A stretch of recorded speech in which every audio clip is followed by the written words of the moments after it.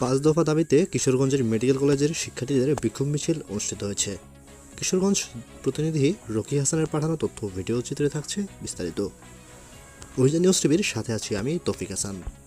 সম্প্রতি mats DMF ইস্যুতে স্বাস্থ্য মন্ত্রণালয় কর্তৃক গৃহীত হটকারী সিদ্ধান্তের বিরুদ্ধে এবং পাঁচ দফা দাবি আদায়ের লক্ষ্যে Kishoreganj Shahid Syed Nazrul Islam medical college, president Abdul Hamid medical কলেজের আয়োজনে বিক্ষোভ মিছিল অনুষ্ঠিত হয়।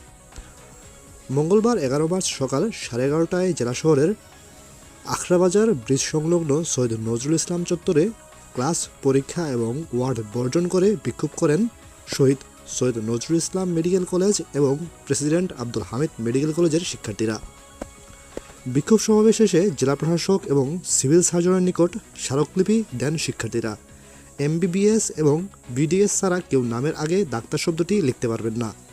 উন্নত বিশ্বের সাথে তাল মিলিয়ে ওটিসি ড্রাগ লিস্ট আপডেট করা, স্বাস্থ্য খাতে চিকিৎসক সংকট নিরসন করা, সকল প্রকার মেডিকেল অ্যাসিস্ট্যান্ট ট্রেনিং স্কুল প্রতিষ্ঠান বন্ধ করা, জাতীয় চিকিৎসক সুরক্ষা আইন প্রণয়ন এবং নিশ্চিত করা। শিক্ষার্থীরা তাদের এই 5 দফা দাবি সুস্পষ্ট করে ব্যাখ্যা করেন।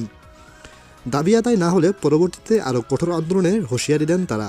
সমাবেশে শিক্ষার্থীদের মধ্য থেকে বক্তব্য দেন মুবাশশিরুল ইসলাম, মুশফিকুর রহমান আফ্রিদি, রাজিন আহমেদ এবং তাসনিমুল জান্নাত ওবনী।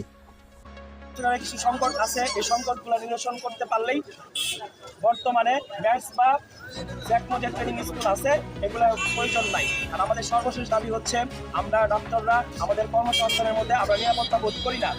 সরকারকে অবিলম্বে চিকিৎসকদের জন্য স্বাস্থ্য সুরক্ষার জন্য একটা আইন করতে হবে, আমাদের নিরাপত্তা বিধান করে একটা আইন করতে হবে। তাহলে